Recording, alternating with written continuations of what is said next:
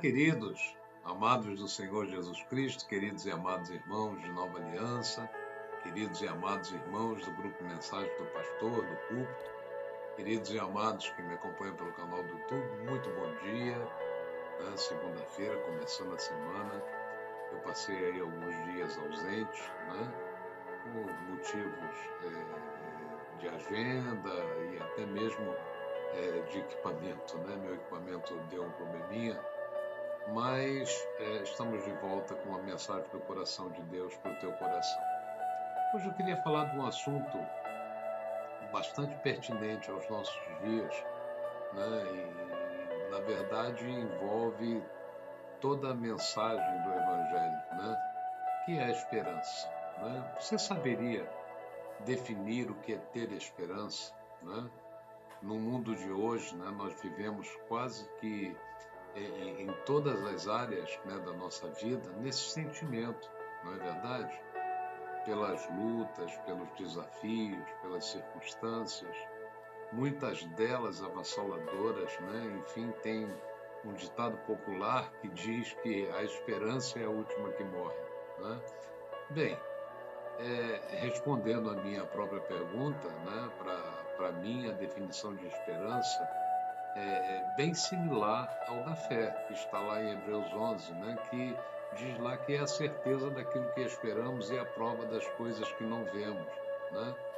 Ela representa, na verdade, uma confiança inabalável em Deus e em suas promessas, né, baseada não em emoções humanas, né, mas na convicção da palavra de Deus.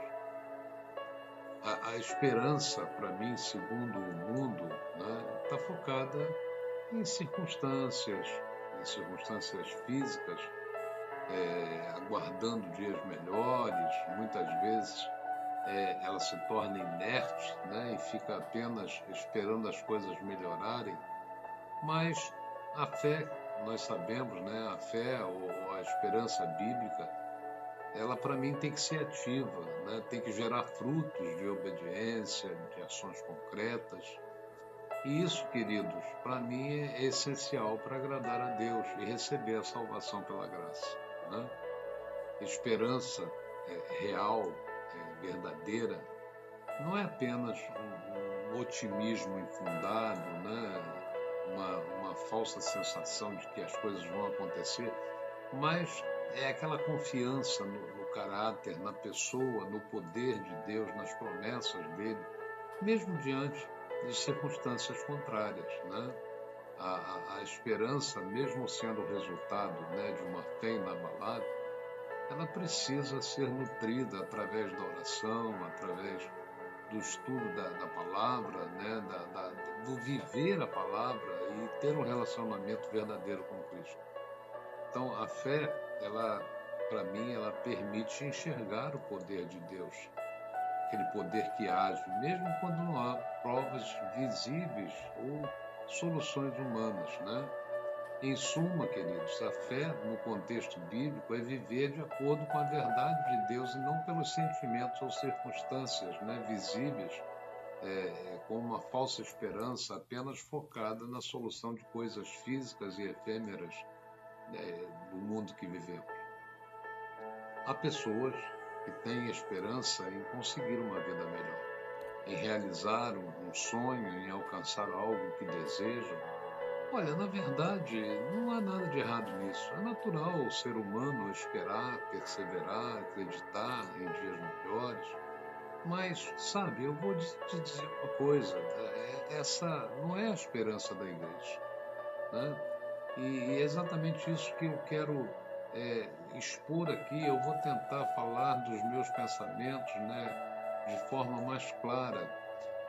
Existe uma esperança humana, um sentimento que todos veem. Quando uma pessoa tem esperança, quando alguém tem esperança, você percebe que essa pessoa aguarda, persiste, continua lutando. É bonito de ver, é típico do ser humano, né? Mas é esperança terrena, amados, passageira, limitada às circunstâncias desta vida, né? E quando eu me referi a uma esperança diferente, a esperança da igreja, eu falo de algo completamente diferente, né? algo que o mundo não entende, algo que o mundo não vê. O mundo olha para a igreja muitas vezes e vê um povo esperando, né, as promessas, o arrebatamento, por exemplo, e não compreende isso. Acha estranho, talvez até loucura, né? Mas essa esperança, amados, não foi gerada por nós. Não, ela foi gerada em nós, né? Não, não vem da nossa natureza humana, mas vem da eternidade, do que foi nos entregue quando aceitamos o Senhor Jesus como nosso Senhor e Salvador, né? Entende o que eu estou falando? Então, meus pensamentos nesse momento me levaram à lembrança da experiência de Jó, né? É um exemplo maravilhoso. E ele, no meio do seu sofrimento intenso, né, ele faz uma pergunta que ecoa, a meu ver, pelos séculos até os nossos dias. Ele diz assim: onde, pois, estaria agora a minha esperança? Sim, a minha esperança, quem poderá ver? Ele faz essa pergunta. Era uma pergunta de um homem que havia perdido tudo: filhos, bens, saúde, reputação. Mas para mim era também uma pergunta que apontava para uma resposta gloriosa, amados, né? Vamos ver um pouquinho aí do contexto da história de Jó para que nós alcancemos a mensagem da esperança da igreja, né, que eu me refiro. Jó está no auge de um sofrimento intenso, perdeu seus 10 filhos, né, em um único dia, perdeu todos os seus bens, seu corpo estava coberto de feridas, de chagas. Juntando a isso, né, essa carga, a sua esposa lhe disse para amaldiçoar a Deus e morrer. Seus amigos, né, em vez de consolá-lo, o acusavam de pecado secreto. E Jó se sentia abandonado, né? Eu lembrei da pregação de ontem, e muitas vezes as pessoas estão rodeadas de pessoas, mas se sentindo abandonadas, se sentindo só. Ele falava de trevas, né, de sepultura, de dias que se apagam, né? À primeira vista, parece um desespero total, mas se nós observarmos a segunda parte, ele pergunta: quem poderá ver, né? Jó não está dizendo que não tem esperança, ele está dizendo que sua esperança não é visível aos olhos humanos, né? Não estão nas circunstâncias, né, que são terríveis, não estão nas pessoas que o decepcionaram, não estão na vida que parece ter acabado. A esperança de Jó, ela estava em outro lugar, amados. E alguns capítulos depois ele revela, né? E ele diz: porque eu bem sei que o meu Redentor vive e que por fim se levantará sobre a terra. Então Jó tinha uma esperança em algo superior, né? Está lá em Jó 19, a sua esperança estava no Redentor vivo, né? Estava na ressurreição, estava na eternidade. A pergunta de Jó no início não é uma confissão de desespero, mas é uma declaração de que a sua esperança transcende o visível, mas ela existe, né? Não pode ser vista pelos olhos humanos, pelos olhos da carne. Só quem tem fé pode enxergar.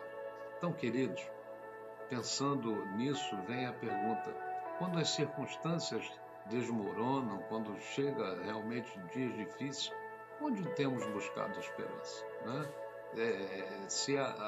Se a nossa esperança depende de coisas visíveis, como saúde, dinheiro, pessoas, eu sinto te dizer que é uma esperança vulnerável, né? Confirmando a palavra de Paulo lá em 1 Coríntios 15, quando ele diz: se a nossa esperança em Cristo é apenas para esta vida, somos entre todos os homens os mais miseráveis, né? Mas se está fundamentada no Redentor que vive, como Jó falou, nada pode abalá-la. E Paulo argumenta que a fé cristã não deve basear-se apenas em benefícios terrenos, né? Confortos, bens materiais, mas na ressurreição e na vida eterna após a morte, né? Então, sem a ressurreição, sem a esperança da ressurreição, sem a fé na ressurreição, o cristianismo perderia o sentido, né? Então, voltando lá à história de Jó, ele conhecia essa esperança, né? Essa esperança humana, e sabia que ela não era suficiente. Suas circunstâncias eram tão terríveis que nenhuma esperança terrena poderia sustentá-lo. se sua esperança estivesse em recuperar a saúde, recuperar os filhos, recuperar o dinheiro que perdeu, tudo seria muito frágil, né? Se estivesse em recuperar os bens, seria passageiro. Se estivesse em ver os amigos mudarem de opinião, seria decepcionante, né? A Bíblia diz: maldito é o homem que confia no homem. A esperança humana, amados, ela é boa sim, né? Mas é insuficiente para as tempestades da vida. Nós precisamos de algo mais. A esperança humana é natural e até admirável, mas limitada às circunstâncias temporal e vulnerável, né? Ela pode sustentar sim em dias difíceis, mas não atravessa, amados, né, o vale da sombra da morte, né? Na continuidade da carta de Paulo, lá em 1 Coríntios 15, ele diz que se de fato Cristo ressuscitou dentre os mortos, ele é a primícia entre aqueles que dormiram, ou aqueles que morreram, né? Quando falamos da esperança da igreja, nós entramos num território completamente diferente, né? Então, terminando essa breve meditação sobre a esperança da igreja, eu quero afirmar que ela é aquele tesouro citado por Jesus, tesouro no céu, onde a traça e a ferrugem não pode atacar, consumir, né? Onde ladrões não podem roubar, está lá em Mateus 6, né? A traça são as circunstâncias, são as situações da vida que tentam corroer a nossa fé. A ferrugem é o tempo, né, que desgasta, mas a esperança celestial permanece intacta, né? A esperança da igreja, ela transcende esta vida porque está fundamentada na ressurreição de Cristo, amados, né? Então não é um sentimento humano, é dom divino gerado em nós pelo Espírito, né? Nós os que cremos. Amém, queridos? Então que você tenha essa convicção de fé, que você tenha essa esperança inabalável, que você possa, né, usufruir, né, desse nível de conforto espiritual e de saber que coisas melhores, né, o que está preparado para aqueles que amam a Deus, né, coisas que o ouvido não ouviu, os olhos não viram, nem subiu o coração do homem. Amém, queridos? Um beijo no teu coração. Participe, né? Compartilhe essa mensagem com alguém. Visite o site, né, dessa mensagem. Inscreva-se nesse canal, dê o seu like, isso é muito importante. Até a próxima, amados, em nome do Senhor Jesus.